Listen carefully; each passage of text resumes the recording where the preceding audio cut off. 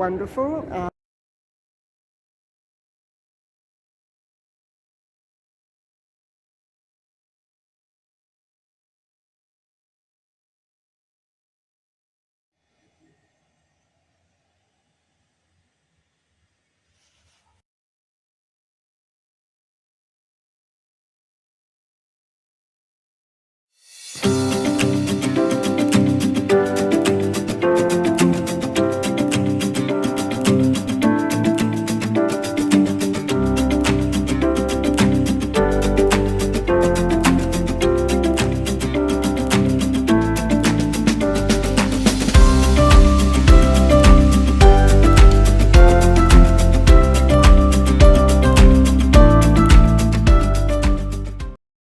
Welcome back to my channel.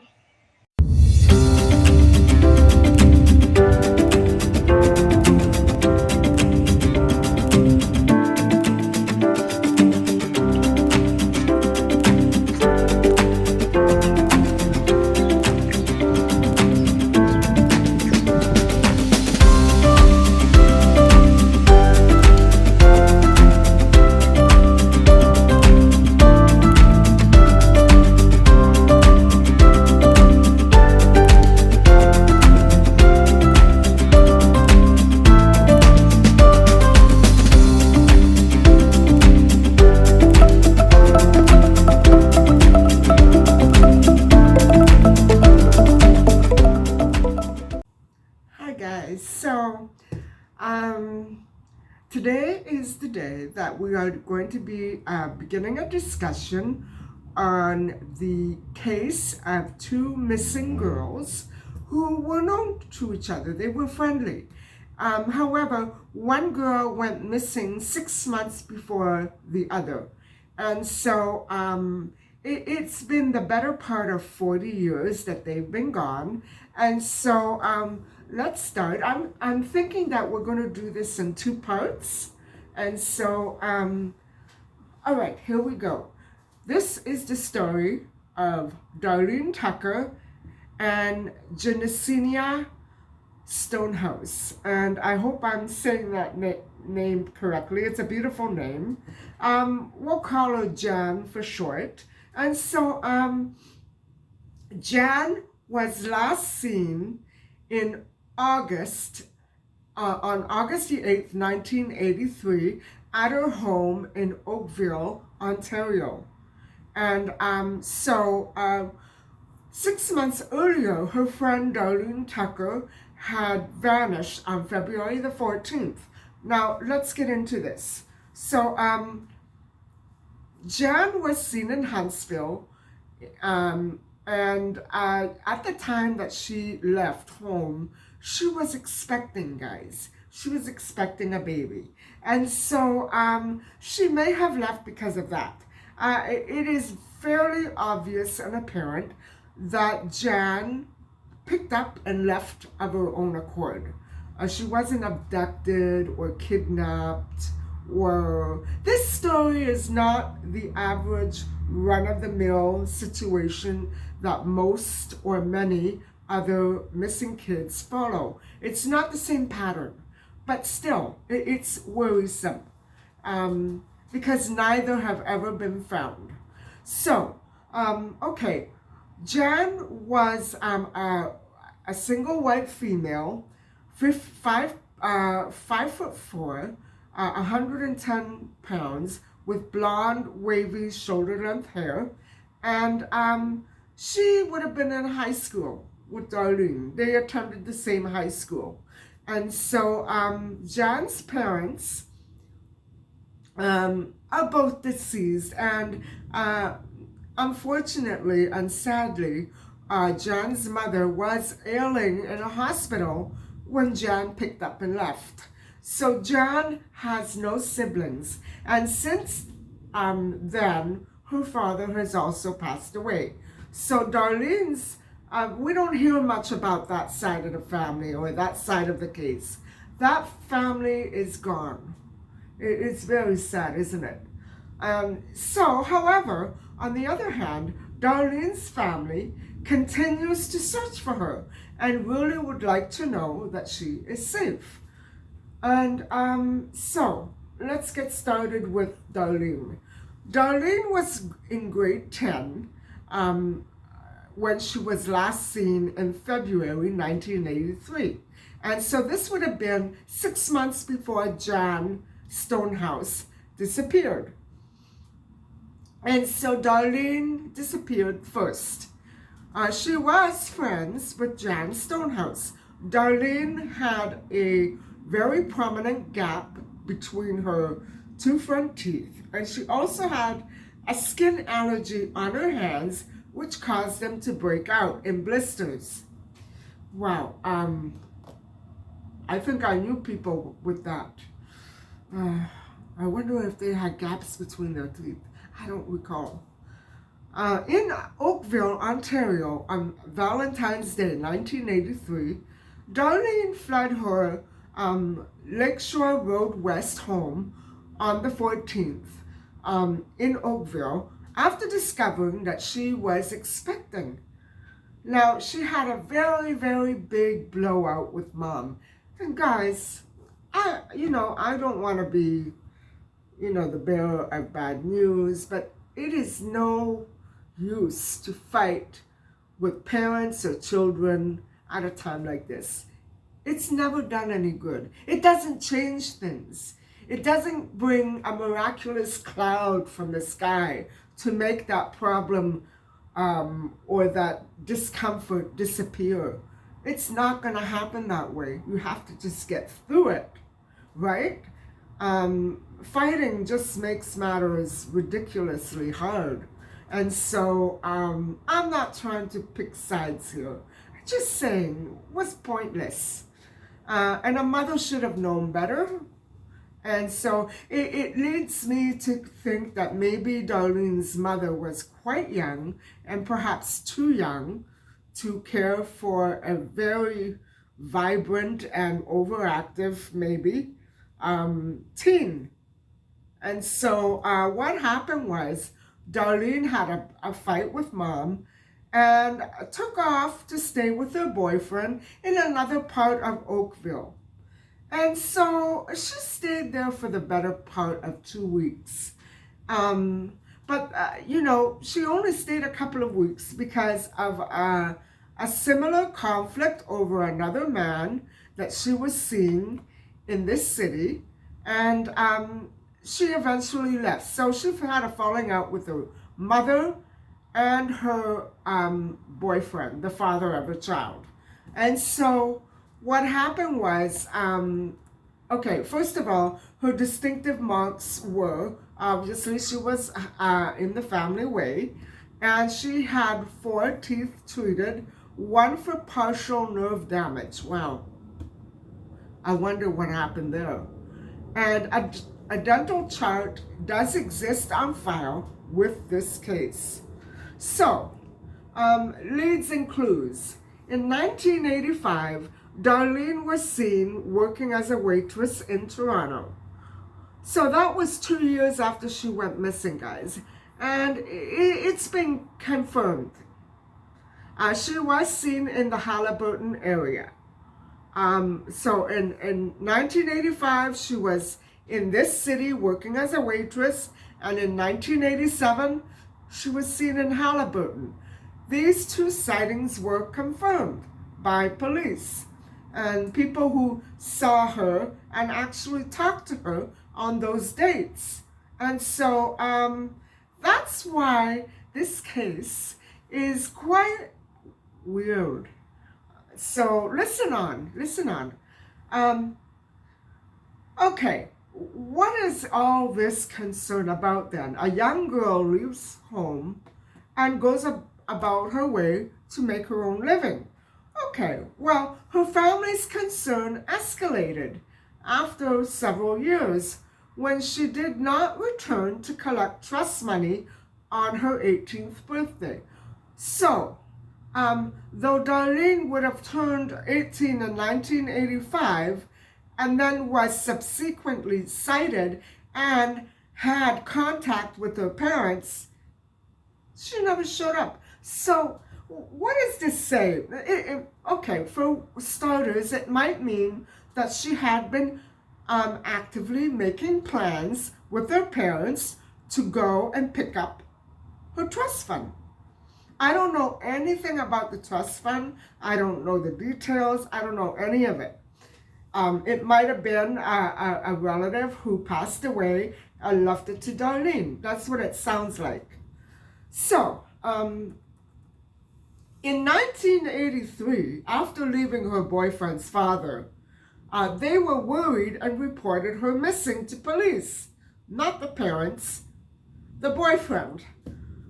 Okay, so that tells me quite a bit, guys. It tells me that obviously the family situation was too much for her to bear. And she, even though she did make a few collect calls to her mother from a payphone in Huntsville, Ontario, she never had physical contact. She never went there. She never showed up. So far, this story reads like a typical runaway case. A girl who was determined to make it on her own. But she had a trust fund, guys. I suspect that it could be that she was making plans and she was suddenly disappeared by someone else because of that money. Now that's what the surface of it might be, or that's what it might look like. I don't know. I don't have the details. But Darlene was not the only one who disappeared at this time. And so her friend, Jinisina Stonehouse, disappeared 6 months later on August the 8th, 1983 from Oakville. And she was also expecting. So, I'm thinking that maybe they were at this sort of house that trafficked them. I don't know. I'm just trying to come up with ideas. It seems weird that they were both. But then there were sightings in 1987. So no, they couldn't have been trafficked at that time. There were sightings of both women in 1987. 5 years after they went missing. Or 4 years. 4 years after they went missing. And so it's such a bizarre story. And, 1987 would have been the last confirmed sighting of the both of them in Huntsville. Now, Darlene, her family had a trailer in Huntsville, and so she was very familiar with the area. And now, although there have been some follow-up tips on that sighting, no valuable information or valid information about these two missing women has ever been validated. So, Darlene had been seen and heard from since her disappearance in 1983. And she also, this is another weird thing, she is also listed and classified in the Jane Doe website as a missing and endangered person, or the endangered missing. And so it's such a weird and bizarre situation. I suspect that she was making plans to go and get her money, guys. I suspect. There's no word about her son, her daughter, her child, anything. A guy, nothing. We don't know anything. And so Darlene does have a profile on Missing Kids, the website Missing Kids, but Jan does not. Jan's name is on the RCMP database, however. It's weird, guys. So it seems incredibly likely that Darlene and Jan, of course, went missing of their own free will. they took off together. They had each other as friends. They didn't need their parents. And from what I can see, they worked. So we will not claim to know why Darlene and Jan chose to leave at that given time. And however, it's because this contact, it's because Darlene had contact with her parents and then vanished. That's what makes it very weirdo. And I strongly suspect that something in the family, well, both families, but something in Darlene's family was really stressing her out. And so they if they were found, it's not as though they were so young they had to be collected and brought back home to their parents. No, they were of age, and they were of legal age to leave, and were adults at the time of Darlene's later sightings. So there is no confirmation from law enforcement or from family that Darlene and Jan were or continue to be voluntarily missing. So they think that something happened to them. Well, there's a good chance that that's true. Usually, in cases of voluntary missing people, police inform the family that the person has been located and doesn't wish to be contacted. And then the family will back off. But this didn't happen here. The Darlene's family were flabbergasted when they never heard from her again. Which brings me to the idea that, again, either something happened to them, or it was something about Darlene's family that she couldn't cope with.